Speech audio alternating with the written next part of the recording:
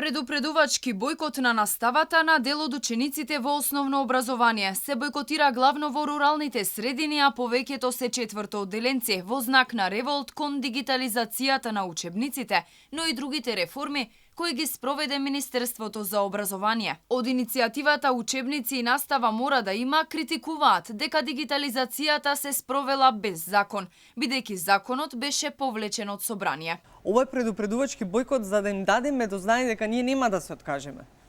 Ние мора да се избориме за нашите права како родители и правата на децата. Законот за учебници и наставни материјали, кој што го повлекува. Ние сега очекуваме дигитализација без закон. Немаме закон за дигитални материјали. Законот е повлечен, бидејќи ние баравме референдум.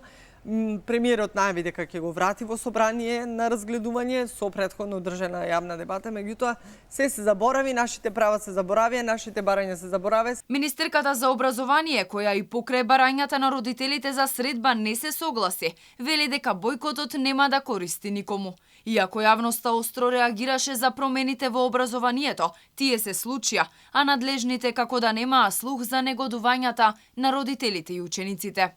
Колкав и да е процентот, е во моментов многу мал, затоа што ни едно школо не е затворено заради бојкот. Тоа е едно.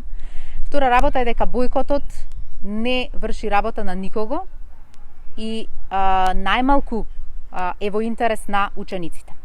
Јас како министерка и ние како влада интензивно се трудиме да обезбедиме образование кое што работи и е во функција на секој ученик и секое дете. По денешниот предупредувачки бојкот, родителите од организацијата која брои 80.000 членови, во недела ќе организираат јавна трибина на која со стручни лица ќе се дебатира за законот за основно образование и ќе ги изнесат своите барања и предлози за итно менување на законот.